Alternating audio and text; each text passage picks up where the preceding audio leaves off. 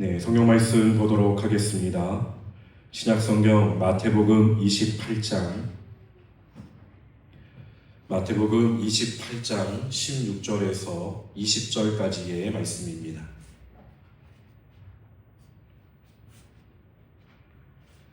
마태복음 28장 16절에서 20절까지의 말씀입니다.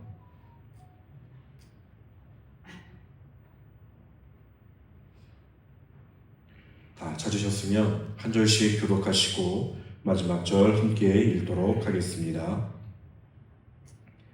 11 제자가 갈릴리에 가서 예수께서 지시하신 산에 이르러 예수를 배우고 경배하나 아직도 의심하는 사람들이 있더라.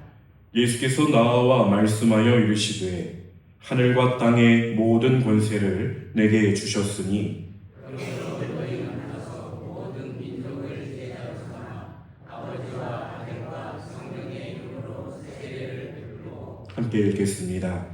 내가 너희에게 분부한 모든 것을 가르쳐 지키게 하라. 볼지어다 내가 세상 끝날까지 너희와 항상 함께 있으리라 하시니라. 아멘.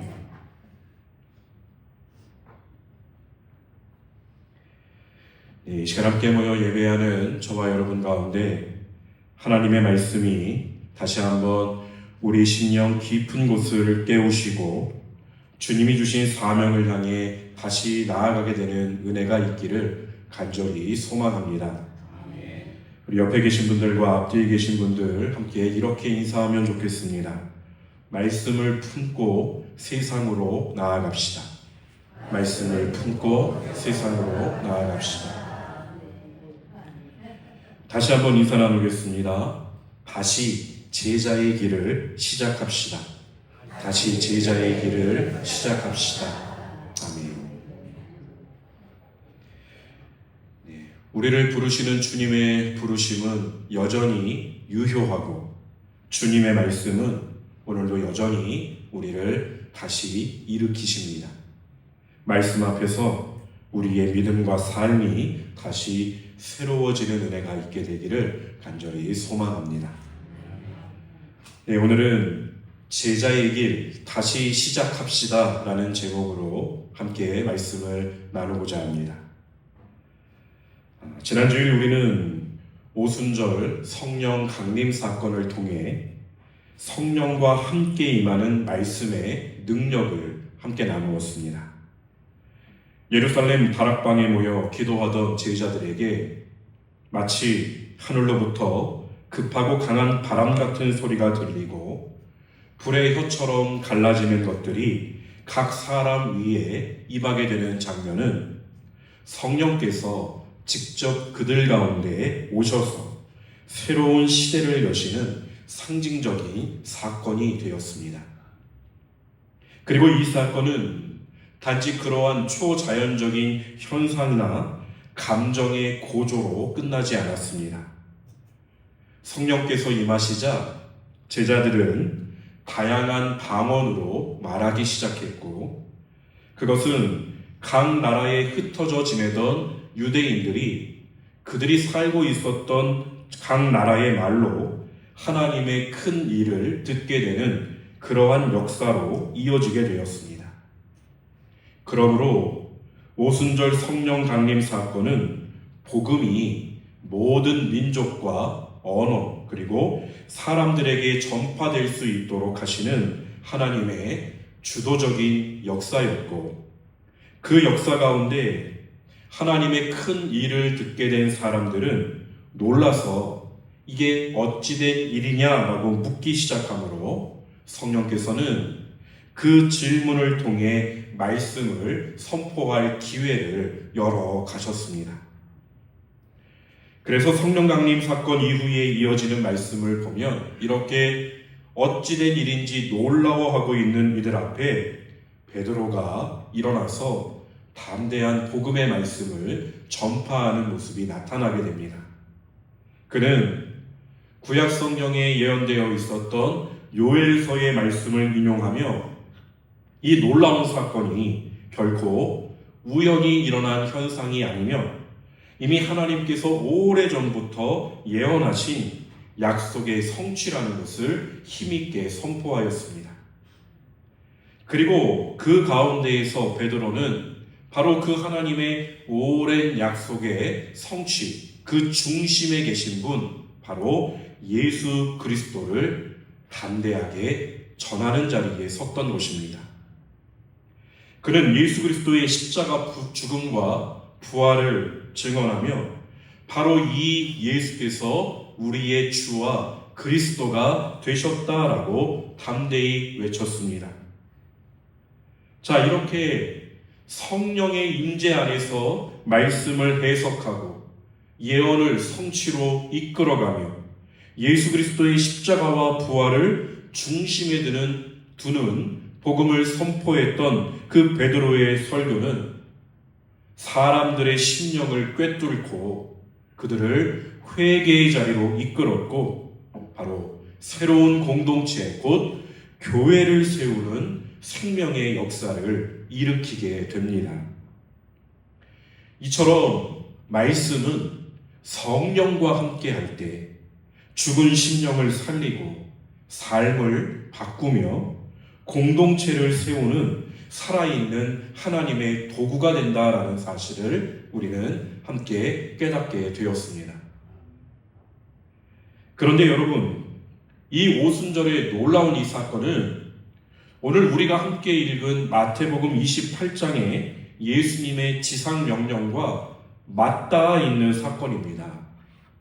마태복음의 마지막 장면에서 예수님은 제자들에게 갈릴리로 오라고 지시하시고 그곳에서 부활하신 몸으로 제자들을 다시 만나주십니다.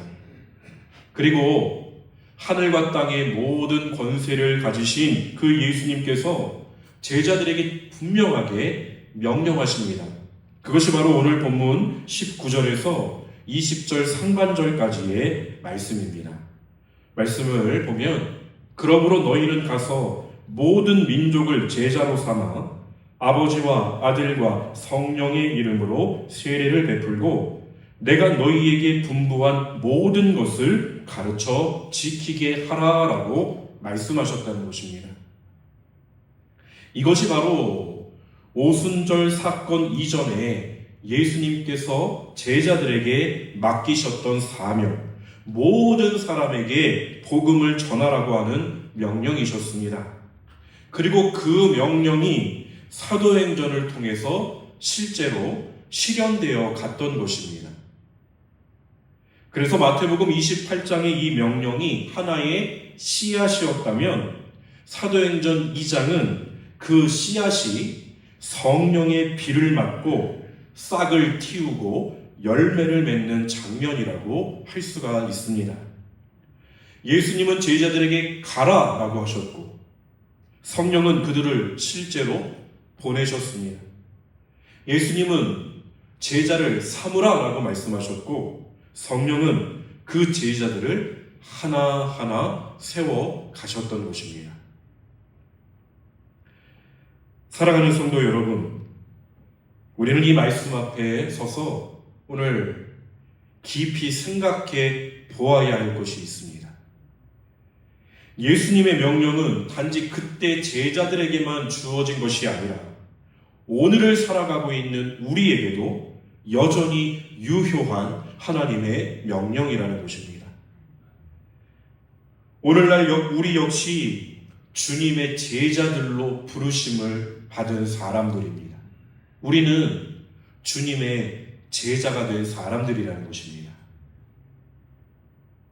그렇다면 제자된 우리는 단지 주님의 말씀을 배우는 데에서 그치는 것이 아니라 그 말씀을 품고 살아가야 합니다. 주님께서 우리에게 가르쳐 주신 모든 것을 내 삶으로 실천하며 그 가르침이 내 말과 내 행동과 내 관계 속에서 흘러가게 해야 한다는 것입니다.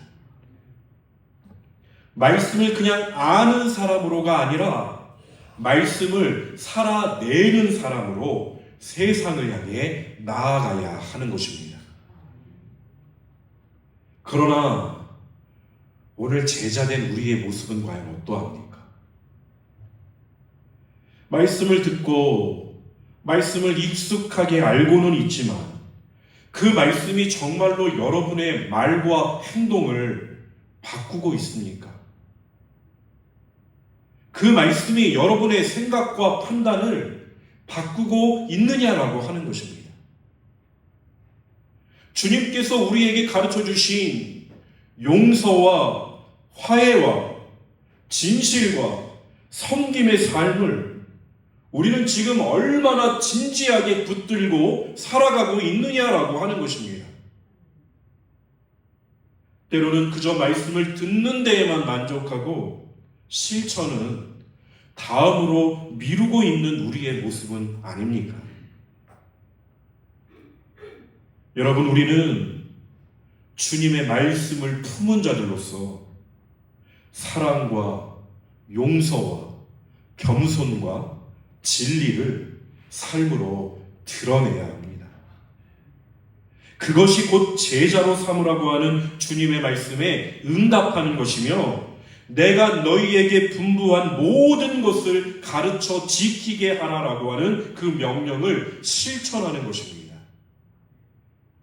그것이 아니고서는 우리가 그러한 모습이 되지 않고서는 우리는 주님의 복음을 들고 세상으로 나아갈 수 없다는 것입니다. 말씀이 아무리 좋기만 하면 무엇합니까? 말씀을 듣는 공동체가 말씀대로 살아가지 못하고 있다고 한다면 어떻게 그 교회가 주님의 공동체가 될 수가 있겠습니까?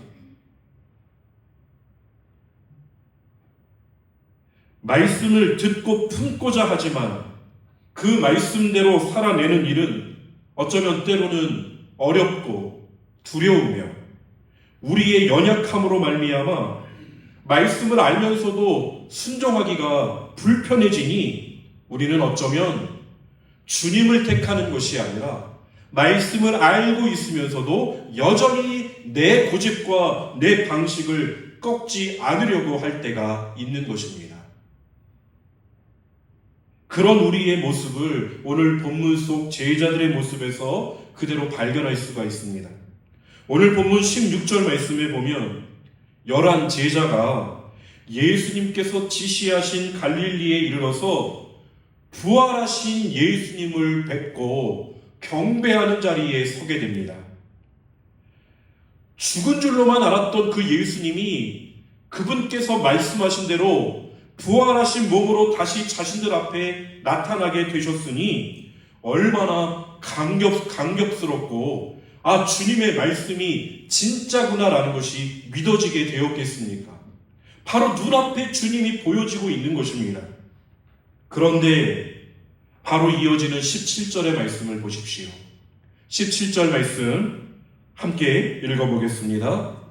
예수를 배웁고 경배하나 아직도 의심하는 사람들이 있더라. 눈앞에 살아계신 주님이 보이고 계시는데도 그 제자들의 마음에 의심이 있었다는 것입니다. 이 장면은 마치 오늘 우리들의 믿음의 현실을 비추어주는 거울과도 같습니다. 여러분, 여기에 있는 우리 모두는 다 주님께서 내 죄를 사해 주셔서 나는 구원받았다, 나는 하나님의 자녀다 라고 고백하고 믿고 살아가고 계신 분들 아닙니까? 그런데 우리들의 인생에서도 불쑥불쑥 내가 정말 하나님의 자녀가 맞는지, 하나님이 끝까지 세상 끝날까지 나와 함께 하시겠다라고 말씀하셨는데 그 하나님이 정말로 나와 지금도 함께하고 계시는지 우리는 의심하게 될 때가 있지 않습니까? 우리도 예배를 통해서 주님을 경배하며 주님께서 주시는 은혜로 말미암아 눈물을 흘릴 때가 있지만 그 예배당 문을 나서는 순간에 우리는 삶의 무게와 문제 앞에서 다시 흔들리게 됩니다. 내 이웃을 내 몸과 같이 사랑하라라고 하는 말씀에 아멘 아멘 하고 있지만, 함께 신앙생활을 하고 있는 공동체의 형제 자매에게도 서스럼 없이 그들의 삶을 비난하고 나와 다르다고 정죄하고 따돌리고, 하나님께서 귀하다 말씀하시는 그 한 영혼을 우리의 판단의 잣대로 대하고 있는 모습을 우리는 부인할 수 없다는 것입니다. 이것이 오늘 주님의 제자라고 말하고 있는, 말씀을 품고 말씀을 살아내야 하는 우리의 모습 가운데에서 나타나고 있는 모습들이라는 것입니다. 교회는 한 가족이라고 하였는데, 여러분, 우리가 정말로 가족이 맞습니까? 주님은 우리를 사랑의 공동체, 가족 공동체로 부르셨는데, 과연 우리는 여기서 지금 무엇을 하고 있는 것입니까? 주님이 우리를 사랑의 공동체로 부르셨다면 함께 사랑을 나누며 살아가는 공동체가 되어가야 하지 않겠습니까? 주님이 우리를 가족 공동체로 부르셨다면 한 사람 한 사람 나의 사람이라고, 나의 가족이라고 여기며 그렇게 가족 공동체를 만들어가야 하는 것이 아니겠습니까? 그런데 과연 우리는 이 교회 공동체에 모여서 무엇을 하려고 하고 있는 것입니까? 그렇게 우리는 말씀을 아는 자들로서는 살아가고 있지만, 말씀을 살아내는 자로서는 실패하고 있음을 발견하게 되는 것입니다. 그렇다면 왜 이런 모습이 나타나는 것일까요? 어쩌면 우리는 여전히 주님의 권세보다 나의 권세를 더 의지하고 있기 때문은 아니겠습니까? 사실 우리는 말씀 앞에서 겸손한 척 하면서도 그 말씀을 나의 기준, 나의 능력, 나의 상황 속에 제한하려고 합니다. 주님, 내가 말씀은 알겠지만 내 상황이 이러한데 어떻게 할 수 있겠습니까? 내 마음이 그렇지 않은데 어떻게 주님의 말씀대로 할 수 있겠습니까? 결국 문제는 우리가 부족해서, 우리가 연약해서가 아니라 주님의 권세를 인정하기 싫어하는, 주님을 신뢰하지 않으려 하는 우리의 모습 가운데 문제가 있는 것입니다. 그러하기에 오늘 우리가 반드시 회복해야 할 제자의 모습, 진지하게 돌아보아야 할 것은 바로 이것입니다. 우리 화면에 띄워주시기 바랍니다. 우리 함께 읽어보도록 하겠습니다. 읽겠습니다. 내가 아닌 주님으로부터 시작하는 믿음, 내 능력이 아닌 주님의 권세를 따라 사는 순종, 내 판단이 아닌 주님의 말씀을 따라 결정하는 삶, 바로 이것이 예수 그리스도의 제자됨의 본질이며 주님께서 우리에게 기대하시는 신실한 응답인 것입니다. 여러분, 예수를 믿는다는 것은 예수를 의지한다는 것입니다. 예수를 믿는다는 것은 예수님이 나의 주인이십니다라고 고백하며 예수님께서 말씀하여 주신 대로, 예수님께서 가르쳐 주신 대로 따라 사는 것이 예수님을 믿는 것입니다. 얼마만큼 예수님을 의지하고 계십니까? 여러분, 얼마만큼 예수님의 뜻이 나의 뜻이 되고 있습니까? 정말 예수님만을 의지하고 계신지 오늘 말씀을 통해 깊이 돌아볼 수 있기를 간절히 소망합니다. 예수님을 의지해야 그것이 믿음이 아니겠습니까? 예수님이 가르쳐 주신 대로 행해야 그것이 예수님을 따르는 제자의 모습이 아니겠습니까? 사랑하는 성도 여러분, 그리스도의 제자됨은 단지 말이 번지르르 하라고, 성경에 지식이 많다고, 내가 어떠한 특별한 은사를 가지고 있다고 해서 제자 되는 것이 아닙니다. 아무리 많은 말씀을 알고 있어도, 누구보다 그 말씀을 똑똑하게 이야기할 수 있어도, 그 말씀 안에서 진정 주님께서 원하시는 것이 무엇인지를 먼저 생각하지 않는 삶이라면, 은사를 받았다고 하면서도 그 은사로 다른 이를 살리고 위로하고 품기보다 그 은사를 내세우며 나를 더 드러내고 자랑하려고 하는 마음을 가지고 있다고 한다면, 우리는 이미 그리스도의 제자된 길에서 방향을 잃어버린 것입니다.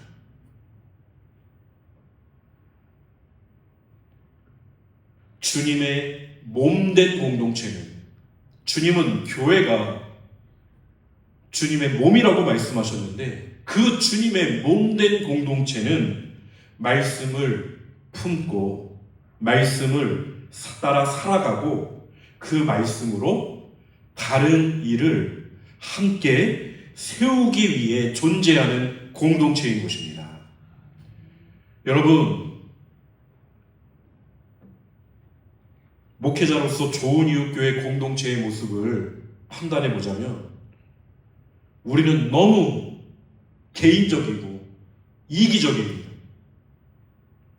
내 믿음은 여기까지 있는데 다른 이의 믿음이 여기까지 있으면 이 사람을 함께 끌어올리려고 하는 생각을 하는 것이 아니라, 너의 믿음은 왜 이것밖에 못 되느냐라고 따돌리고 비난하는 자리에 서고 있는 우리들이 아닙니까? 여러분, 그 모습에서 지금 제가 한 말에서 아니다라고 자유롭게 말하실 수 있는 분 계십니까? 정말로 이 한 사람의 영혼을 믿음으로 끌어올려주기 위해서, 이 사람도 나처럼 예수를 잘 만날 수 있기 위해서 내가 주님의 마음으로 더 섬기고 더 품고 더 사랑하는 마음으로 이 한 영혼을 대하고 있는 그러한 이들이 과연 오늘 우리 교회에 있느냐 말입니다. 한두 마디 말을 나누고서 나랑은 안 맞는 것 같아 하면 이제 더 이상 그 사람과는 말하지 않고 그저 같이 하려 하지 아니하고, 뭔가 생각이나 믿는 방식이 나와 다르면 더 이상 말하기 싫다, 그렇게 분열되고 있는 교회의 모습은 아니냐는 것입니다. 그것이 주님이 원하는 공동체의 모습이겠습니까? 그것이 가족이겠습니까?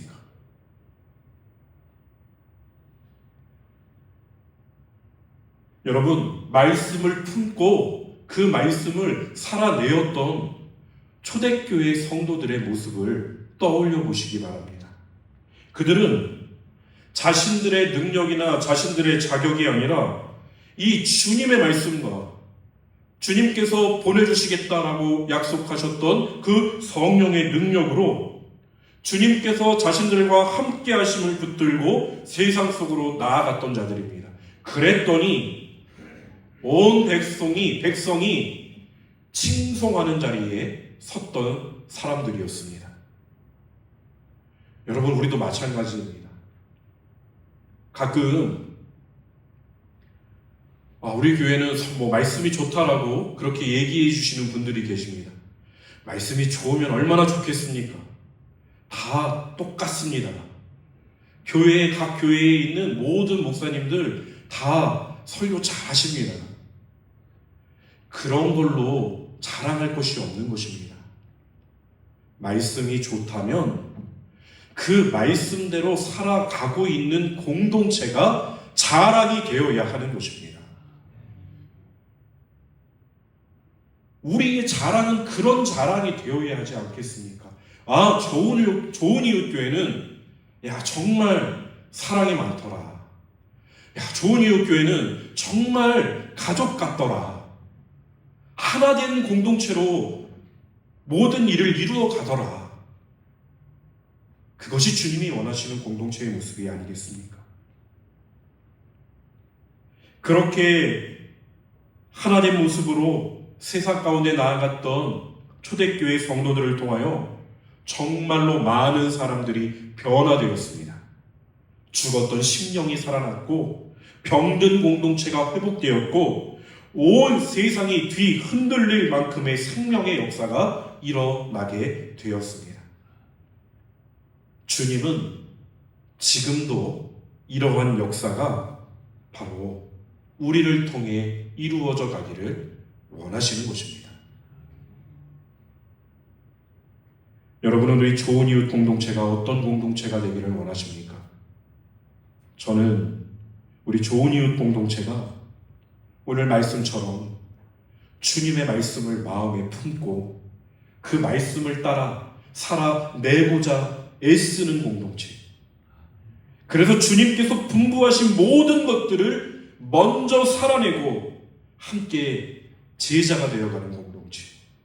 주님이 원하시는 일에는 모두가 다 하나가 될 수 있고 미움과 시기와 질투와 판단이 사라지고 사랑과 용서와 관용과 베품만이 남게 되는, 그것이 삶의 목적되는 공동체가 되기를 꿈꾸며 소망합니다. 때로는 그 꿈과 소망이 너무나도 멀리 있는 것처럼 느껴질 때도 있습니다. 그러면 솔직히 제 마음도 흔들리는 자리에 서게 됩니다. 그래서 주님께 이렇게 기도합니다. 주님, 도대체 언제입니까? 주님, 불가능한 것을 꿈꾸게 하시는 것은 아닙니까? 그런데 오늘 말씀 맨 마지막 20절 하반절 말씀에 그렇게 주님이 주신 말씀으로 다시 일어서게 되는 것입니다. 우리 함께 읽어보도록 하겠습니다. 볼지어다 내가 세상 끝날까지 너희와 항상 함께 있으리라. 아멘. 지금 당장은 그 꿈이 너무 멀어 보여도, 멀리 있는 것처럼 보여도 결국에는 주님께서 함께 하심으로 그 일을 이루실 것이니까.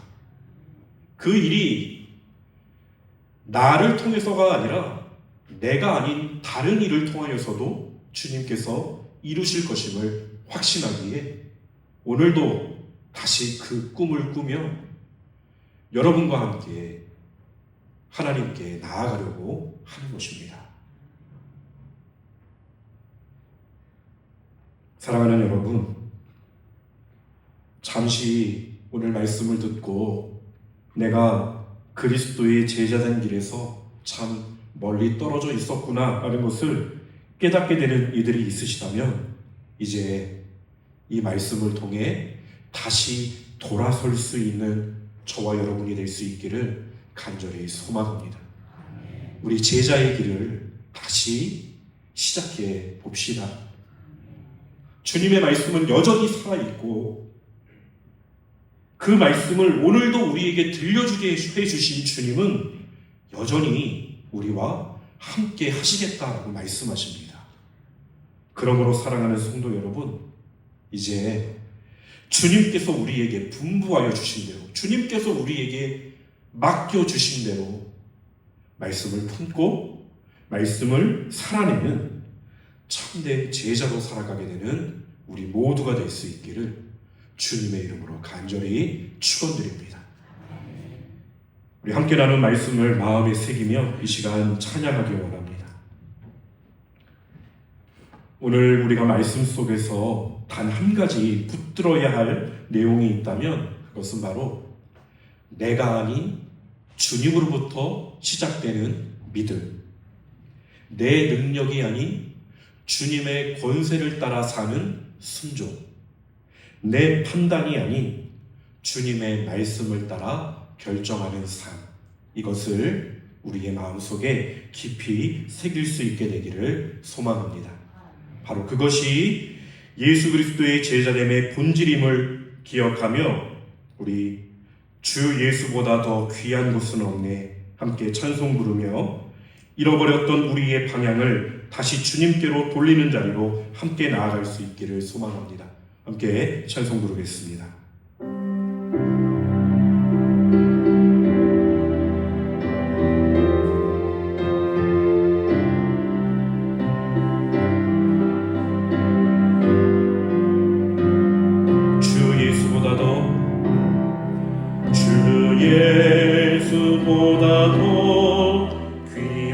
것은 없네.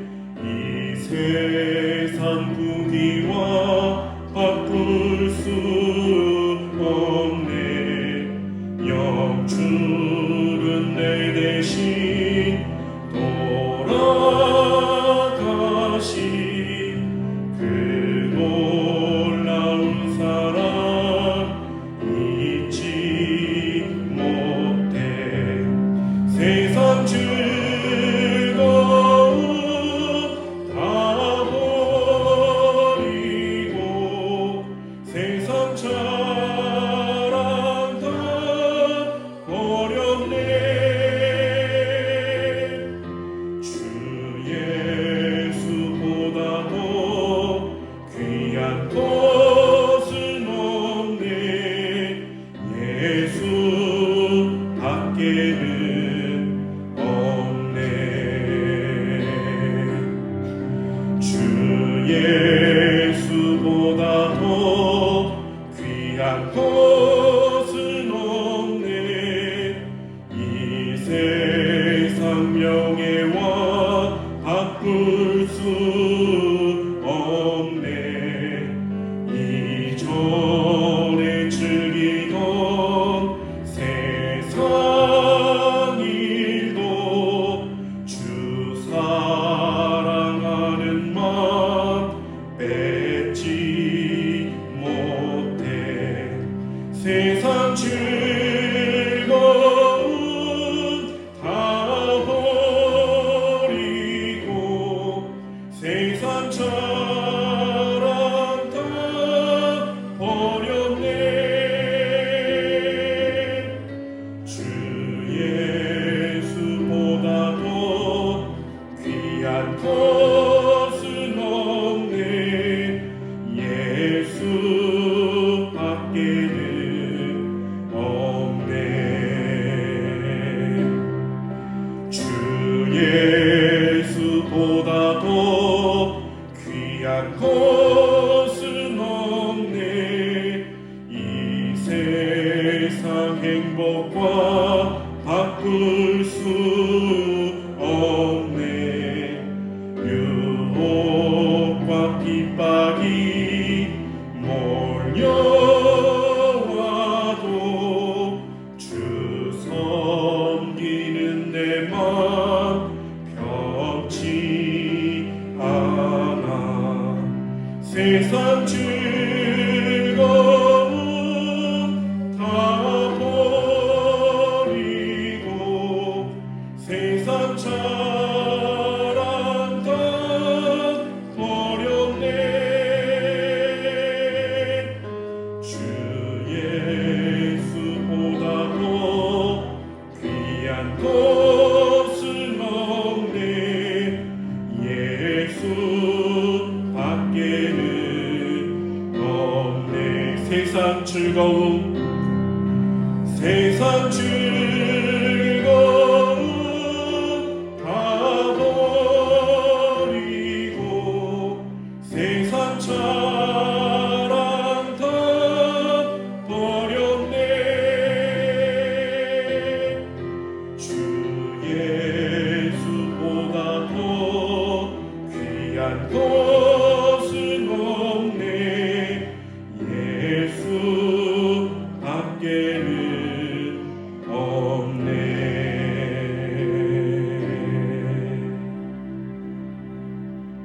기도하겠습니다. 하나님, 말씀을 들은 우리들 주님의 권세를 신뢰하며 제자의 길로 다시 나아가는 자가 되게 하여 주옵소서.